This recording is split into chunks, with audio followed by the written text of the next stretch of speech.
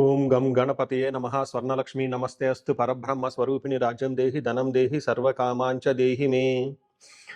గణపతి మనందరికీ మంచి బుద్ధిని సిద్ధిని సక్సెస్ని ఇవ్వాలని చెప్పేసి కోరుకుంటూ, స్వర్ణలక్ష్మి అమ్మవారు మన అందరికీ చక్కగా బ్రహ్మ జ్ఞానాన్ని కలిగించాలని, తద్వారా మనం ప్రతిదాన్ని శోభాయమానంగా చూస్తూ ఎప్పుడు మనకి దుఃఖం అనేది లేకుండా ఉండాలని చెప్పేసి, ఎప్పుడు ఆనందభరితంగా ఉండాలని చెప్పేసి అమ్మవారిని కోరుకుంటూ, అమ్మవారిని అలానే మనందరికీ చక్కగా సమృద్ధిగా ధనాన్ని ఇవ్వాలని చెప్పేసి, భాగ్యాన్ని ఇవ్వాలని చెప్పేసి కోరుకుంటూ, అంతేకాకుండా మనందరికీ రాజ్యం ఖచ్చితంగా ఒక అథారిటీ, పవరు, స్టేటస్, ఒక దర్పం అవన్నీ మనకు అమ్మవారు ఇవ్వాలని చెప్పేసి కోరుకుంటూ, వీటితో పాటుగా సర్వకామార్థ సిద్ధి, మన మనసులో అనుకున్న ముఖ్యమైన కోరికలన్నీ చక్కగా నెరవేరాలని చెప్పేసి అమ్మవారిని మనం కోరుకుందాం. సో మనం జులై మంత్ రాశి ఫలాల గురించి మాట్లాడుకుంటున్నాం కాబట్టి, జులై మంత్ చాలా ముఖ్యమైన అనేక రకాలైన విశిష్టతతో కూడుకొని ఉంది. ఇందులో మనం కొన్ని ముఖ్యంగా చర్చించుకుందాం. ఒకటి, ఈ మాసం వచ్చేటప్పటికి ఫస్ట్ 15 డేస్ నిజ జ్యేష్ఠ మాసంతో ఉంటుంది. తర్వాత ఆషాఢ మాసంతో ఉంటుంది. ఈ జ్యేష్ఠ మాసంలో చాలా వరకు పెళ్లిళ్ళు, ముఖ్యమైన కార్యక్రమాలు ఉన్నాయి. వీటితో పాటుగా ఎప్పుడైతే ఆషాఢ మాసం స్టార్ట్ అవుతుందో, ఇందులో చాలా చాలా ముఖ్యమైన పనులైతే ఖచ్చితంగా ఉన్నాయండి. ఒకటి మనం చూసుకుంటే గురుమూఢం స్టార్ట్ అవుతుంది. ఎప్పుడైతే గురుమూఢం స్టార్ట్ అవుతుందో, ఈ గురుమూఢం మనకి జూలై 15 నుంచి ఆగస్టు 13 వరకు ఉంది. ఈ డేట్స్లో మనకి వివాహాలు కానివ్వండి, గృహప్రవేశాలు లాంటివి శుభకార్యాలు ఎక్కువగా చేయరు. అది ఒకసారి గమనించవలసిందిగా కోరుతున్నాను. వీటితో పాటుగా మనకి ఇంకొక ముఖ్యమైనది ఏమవుతుందంటే, మనకి దక్షిణాయనం స్టార్ట్ అవుతుంది 17వ తారీఖు నుంచి. అక్కడ నుంచి ఇప్పటిదాకా ఉన్న ఉత్తరాయణం కంప్లీట్ అయిపోయి దక్షిణాయనం స్టార్ట్ అవుతుందని గమనించాలి. తర్వాత 25వ తారీఖున మనకి తొలి ఏకాదశి స్టార్ట్ అవుతుంది. దానికి ముందుగా చాతుర్మాస వ్రతం అని చెప్పేసి 4 మాసాలు ముఖ్యమైన మాసాలుగా చాతుర్మాస వ్రతం కూడా ఇందులోనే స్టార్ట్ అవుతుంది. ఇంకొకటి లాస్ట్ అండ్ ఫోర్మోస్ట్ ఇంపార్టెంట్, ఈ నెల 26వ తారీఖు నుంచి ఈ 14వ తారీఖు నుంచి 22వ తారీఖు వరకు మనకి మనకి ఆషాఢ నవరాత్రులు అని చెప్తారు. వీటిని ఏమంటారు? గుప్త నవరాత్రులు అంటారు, లేకుంటే వారాహి నవరాత్రులు అని చెప్పేసి చేస్తూ ఉంటారు. ఈ నవరాత్రులు కూడా ఎంతో విశిష్టత కలిగి ఉంది. పర్సనల్గా ఈ 9 రోజులు నేను కూడా చక్కగా సింపుల్గా చేస్తాను, పెద్ద పెద్ద హడావుడిగా చేయకుండా. ఇలా చేసుకునే వాళ్ళందరికీ ఎంతో బాగా ఉపయోగకరంగా ఉంటుంది. లాస్ట్లో ఈ మంత్ మనకి గురు పూర్ణిమతో ఈ మాసం అనేది పూర్తి అవుతుంది. ఇన్ని రకాల విశిష్టత కలిగిన ఈ మాసంలో జ్యోతిష శాస్త్రం ప్రకారంగా కూడాను 3 ముఖ్యమైన గ్రహాలు మారుతూ ఉన్నాయన్నమాట. ఆ గ్రహాలు మనం ఏంటో చూసుకుంటే, జూలైలో 4వ తారీఖు, 7వ తారీఖు, 16వ తారీఖు, 21వ తారీఖు, ఇలా జూన్ అంటే 3 గ్రహాలు మారుతున్నాయి. ఈ మారి గ్రహాలు శుక్రుడు, బుధుడు, సూర్యుడు గ్రహాలు కూడా ఉన్నాయి. 4వ తారీఖు వచ్చేటప్పటికి శుక్రుడు, బుధుడు వచ్చి 7వ తారీఖు, 16వ తారీఖు సూర్య భగవానుడు మారుతూ ఉన్నారనమాట. ఈ యొక్క 3 గ్రహాల యొక్క ప్రభావం మనకి జూలై మంత్లో ఎలా ఉండబోతుందో మనం తెలుసుకుందాం. సో మనం ధనుసు రాశి చూద్దాము. ధనుసు రాశి వాళ్ళకి చూసుకుంటే 2 గ్రహాలు కొంచెం అనుకూలంగా ఉన్నాయి, 2 గ్రహాలు ప్రతికూలంగా ఉన్నాయి. అంటే 2 గ్రహాలు పాజిటివ్, 2 గ్రహాలు కొంచెం మీకు ప్రతికూలంగా ఉన్నాయి, నెగిటివ్గా ఉన్నాయని గమనించుకోవాలి. అంటే రిజల్ట్ 50-50గా ఉంది అని చేసుకోవాలి. అయితే ఇందులో మన డీటెయిల్ ప్రకారం చూసుకుంటే, ఫస్ట్ ధనుసు రాశిలో ఉన్న నక్షత్రాలు చూసుకుంటే, మూల 1, 2, 3, 4 పాదాలు, పూర్వాషాఢ 1, 2, 3, 4 పాదాలు, ఉత్తరాషాఢ ఫస్ట్ పాదం అంతా ఇందులో ఉందని గమనించాలి. పేరు బలం బట్టి చూసుకుంటే వీళ్ళకి ఏ, యో, బా, భీ, భూ, దా, భా, దా, భే అన్న అక్షరాంతా కూడాను ఎవరిదైనా ఇలా ఫస్ట్ అక్షరం మోరార్లెస్ ఇదే సౌండ్తో ఉంటే వాళ్ళది కూడా ధనుసు రాశిని గమనించాలి. ముందుగా చెప్పుకున్న ప్రకారంగా 3 గ్రహాలు మారటంతో ఒక్కొక్క గ్రహం ఏ విధంగా రిజల్ట్ ఇస్తుందో మనం గమనించవచ్చు. ముఖ్యంగా సూర్యుడి వల్ల మనకి పీడ, నెక్స్ట్ కుజుని వల్ల సంపద, బుధుని వల్ల విరోధము, 9 శుక్రుని వల్ల స్త్రీ సుఖాప్తి అంటారు. అంటే 2 గ్రహాలు ఇబ్బంది పెడుతున్నాయి. బుధుడు, సూర్యుడు వచ్చేటప్పటికి ఆటంకాలు కలిగిస్తూ ఉన్నాడు. కుజుడు, శుక్రుడు వచ్చేటప్పటికి బెనిఫిట్ చేస్తున్నారని మనం గమనించాలి. ఇండివిజువల్గా డీటెయిల్ చూసుకుంటే, సూర్యుడు 8వ స్థానం ఉండటం అంత మంచిది కాదు అని చెప్తారు. దీనివల్ల కుటుంబంలోనూ తర్వాత అనుకోని విధంగా అన్ఎక్స్పెక్టెడ్గా ప్రాబ్లమ్స్ జరిగే అవకాశం ఎక్కువగా ఉంటుంది.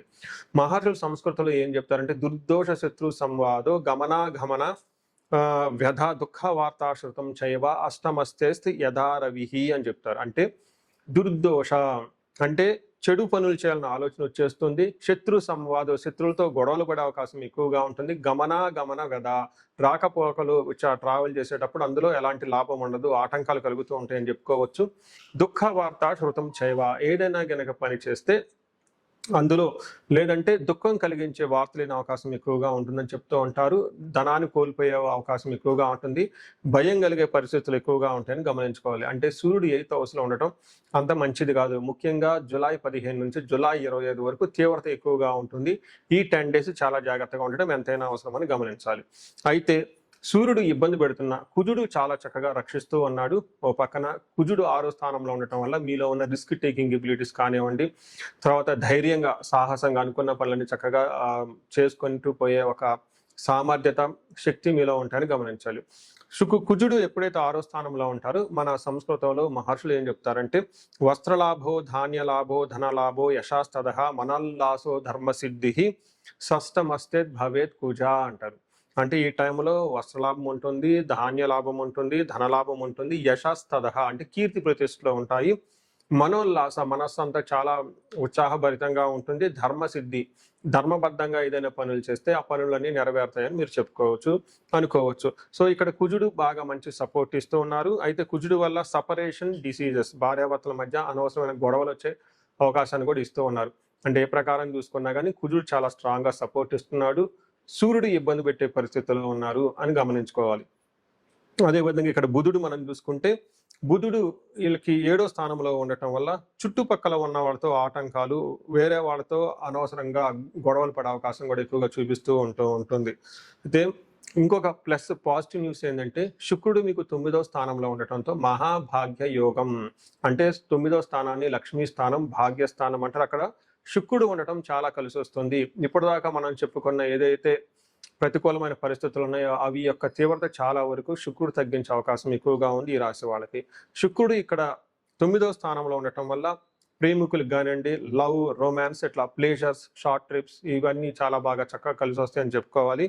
అదేవిధంగా 9వ స్థానంలో శుక్రుడు ఉండటం వల్ల వస్త్రలాభో, మహారోగ్యం, గురుభక్తి స్యాద్, స్వధర్మకృత్తు, చిత్తశుద్ధి, అభిష్టార్థ, నవమస్తే భవేత్ భృగో అని మనకి సంస్కృతంలో వివరించడం జరిగింది. అంటే ఈ టైంలో వస్త్రలాభం, నెక్స్ట్ మహా ఆరోగ్యం, గురు భక్తి, పెద్దల యందు నమ్మకము, స్వధర్మకృత్, ఓన్ ఇంట్యూషన్ తోటి చాలా స్ట్రాంగ్ గా డెసిషన్ తీసుకుని ముందుకు వెళ్ళిపోతూ ఉంటారు. తర్వాత చిత్తశుద్ధి, మైండ్ చాలా చక్కగా బాగుంటుంది. అంతేకాకుండా అభిష్టార్థ, అనుకున్న సంపదలు, అనుకున్న రిసోర్సెస్, వెల్త్ వీళ్ళకి చక్కగా వచ్చే అవకాశం ఎక్కువగా ఉంటుందని మనం చెప్పుకోవచ్చు. సో చూసారు కదండి, ఒక సూర్యుడు ఇబ్బంది పెడుతున్నా మిగతా గ్రహాలు కొంచెం బాగా సపోర్ట్ ఇవ్వడంతో వీళ్ళకి దాదాపు కొన్ని విషయాలు పర్టికులర్గా ఒక 70 to 70%, 70-75% చాలా అనుకూలంగా ఉంది. ఒక్క 25% మాత్రం చాలా నిజంగా ఉందని గమనించుకోవాలి.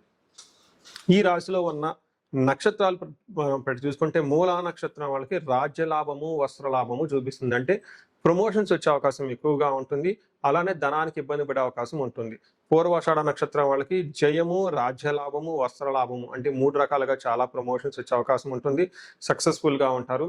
కానీ దరిద్రము, రోగము అంటే వీళ్ళకి ఫైనాన్షియల్ గా ఇబ్బంది పడే అవకాశము, హెల్త్ కొంచెం కాంప్లికేటెడ్గా ఉండే అవకాశం ఉంటుంది. ఉత్తరాషాఢ నక్షత్రం వాళ్ళకి ధన ప్రాప్తి, జయము, రాజ్యలాభము, వస్త్రలాభము చాలా అనుకూలంగా ఉన్నాయి. అయితే అగైన్ ధన ప్రాప్తి ఉండి ఫైనాన్షియల్గా ఇబ్బంది పడేది, ధనతో డబ్బు లేకుండా ఉండే పరిస్థితి కూడా ఎక్కువగా కనిపిస్తూ ఉంటుంది. హెల్త్ కాంప్లికేషన్స్ కూడా ఉందని గమనించాలి. సో మీరు ఇప్పటి వరకు చూసుకున్న దాన్ని బట్టి చూసుకుంటే వీళ్ళకి దాదాపు ఒక 70% అనుకూలంగా ఉంది. కొన్నిట్లో ఇబ్బంది పడుతున్నారని తెలుసుకోవాలి. ముఖ్యంగా సూర్యుడు 8వ స్థానంలో ఉండటం కొంచెం ఇబ్బంది పడే పరిస్థితులు కాబట్టి సూర్య భగవానుడికి సూర్య నమస్కారాలు చేయటం బాగా కలిసి వస్తుంది. సూర్యుడికి ఆర్ఘ్యం చేయటం చాలా ఆర్ఘ్యం చేస్తే ఇంకా చాలా బాగా కలిసి వస్తుంది. సూర్యగ్రహానికి సంపూర్ణ శాంతి అంటారు. ఈ సంపూర్ణమైన శాంతి చేసినా కానీ చాలా బాగుంటుంది. ఫాదర్లీ ఫిగర్ లాంటి వాళ్ళకి ఏదైనా సేవ చేస్తే వాళ్ళ ఆశీర్వాదం తీసుకుంటే ఇంకా బాగా కలిసి వస్తుంది. వీటితో పాటుగా ఆదిత్య హృదయ స్తోత్రం చదవటం చాలా చాలా ఇంపార్టెంట్. ఎవరికైతే జాబ్లో బాగా ఇబ్బంది పడుతున్నారో, తీవ్రమైన ప్రాబ్లమ్స్లో ఉన్నారో ఆదిత్య హృదయ చదవటం ఇంకా చాలా మంచిది. ఎవరైతే సీరియస్గా ఉన్నతమైన ఉద్యోగాలకి ముఖ్యమైన పనులు చేస్తున్నారో ఒక్కసారి రుద్రాభిషేకం చేయించుకొని ఏకాదశం మహాన్యాసపూర్వక ఏకాదశ రుద్రాభిషేకం చేయించుకోండి. చాలా చక్కగా ఉండే అవకాశం ఎక్కువగా ఉంటుంది. ఈ రాశి వారికి అష్టైశ్వర్యాలు కలగాలని చెప్పేసి కోరుకుంటున్నాను. పరిహారాల్లో భాగంగా ఈ రాశి వాళ్ళు ముఖ్యంగా నేనేం చెప్తానంటేనండి, ఇది గోచార రీత్యం అంటే గోచార ఫలితాలు అని చెప్తూ ఉంటారు. అయితే మీ ఇండివిడ్యువల్ యొక్క జన్మరాశిలో చూడటం కూడా చాలా ఇంపార్టెంట్. ఈ గోచార రీత్యాలతో పాటు మీకు ఇండివిడ్యువల్‌గా ఉన్న దశాభుక్తి ఏంటి, ఏమైనా శాపాలున్నాయి, ఏమైనా గ్రహ దోషాలున్నాయంటూ జ్యోతిష శాస్త్రంలో ప్రకారం అనాలిసిస్ చేసుకోవడం చాలా ఇంపార్టెంట్. ముఖ్యంగా ఎవరికైతే ఏజ్ 40 ఇయర్స్ +/- 5 ఇయర్స్ ఉంటుంది, అంటే 35-45 ఇయర్స్ ఏజ్ ఉండి మధ్యలో మీకు ఎక్కడైనా గనక కెరియర్‌లో గ్యాప్ వచ్చినా, లేదంటే అనుకున్న పనులు కాకపోతున్నా, మధ్యలో స్టాగ్నేటెడ్‌గా అనిపించినా, లేదంటే ఏదైనా ఒక గందరగోళమైన పరిస్థితి, కయోటిక్ పరిస్థితిలో మీరు ఇన్వాల్వ్ అయ్యారు, తెలవకుండా ఔట్ ఆఫ్ యువర్ కంట్రోల్ వెళ్తూ ఉంది అనుకుంటే, ఖచ్చితంగా మీ జన్మ జాతకం చూపించుకోవడం చాలా చాలా ఇంపార్టెంట్. ఎందుకు అంటే మనకు మోడర్న్ సైకాలజీలో, మోడర్న్ సైన్స్‌లో ఇది మిడ్ లైఫ్ క్రైసిస్ అంటారు. కానీ జ్యోతిష శాస్త్రం దీనికి చాలా విధాలైన పరిష్కారాలను చూపిస్తుంది. ఈ టైంలో 2 ముఖ్యమైన విషయాలు జరుగుతూ ఉంటుంది. అలా మీ గ్రోత్ గనుక ఆగిపోయి ఉంటే, ఫస్ట్ మీకేమైనా శాపాలు ఉన్నాయా? ఆ శాపాలు ఈ టైంలో యాక్టివేట్ అయ్యాయా అనేది చూసుకోవాలి. రెండోది, ఈ టైంలో మీకు నడుస్తున్న దశాభుక్తుల యొక్క గ్రహాల యొక్క ఏమైనా దోషాలు ఉన్నాయా? ఈ 2 కారణాలు ఏంటో తెలుసుకొని, వాటికి సంబంధించిన విశ్లేషణ చేసుకొని, చక్కటి పరిష్కారాలు చేసుకొని, పరిహారాలు చేసుకుంటే లైఫ్ 10 అంతలు ముందుకెళ్ళే అవకాశం ఎక్కువగా ఉంటుంది. నా దగ్గరకు వచ్చే క్లయింట్స్‌లో ఎక్కువగా ధనానికి ఇబ్బంది పడుతున్న వాళ్ళు స్వర్ణలక్ష్మి విశేష హోమం చేపించుకుంటూ ఉంటారు. శత్రు బాధలు విపరీతంగా ఉన్నవాళ్ళు మనకు వచ్చేటప్పుడు చండీ హోమం చేపించుకుంటూ ఉంటారు. వీటితో పాటుగా ఎవరికైనా హెల్త్ బాగాలేకపోతుంటే ఆయుష్ సూక్తం, మహామృత్యుంజయ హోమం చేపించుకుంటూ ఉంటారు. భార్యాభర్తల కోసం అన్యోన్య దాంపత్య పాశుపత అభిషేకము లేదా విశ్వావసు గంధర్వరాజ హోమము, ఇవన్నీ చక్కగా చేపించుకుంటూ ఉంటారు. ఎలాంటి పరిస్థితులు మీకున్నా, ఎలాంటి సమస్యలు మీకున్నా, లేదంటే ఎలాంటి క్లారిఫికేషన్ మీకు కావాలనుకున్నా కానీ, ఫ్యూచర్ గురించి ప్లాన్స్‌లో కన్‌ఫ్యూజన్ ఉన్నా కానీ, ఒక్కసారి మీ జన్మ జాతకం చూపించుకొని, ఆ జాతకంలో ఏ ప్రకారంగా ఉందని తెలుసుకొని, చక్కటి పరిష్కారాలు చేసుకుంటే లైఫ్ అనేది 10 రెట్లు ముందుకెళ్ళే అవకాశం ఉంటుంది. మీ అందరికి అష్టైశ్వర్యాలు కలగాలని, భోగభాగ్యాలు కలగాలని చెప్పేసి నేను కోరుకుంటున్నాను. నమస్తే.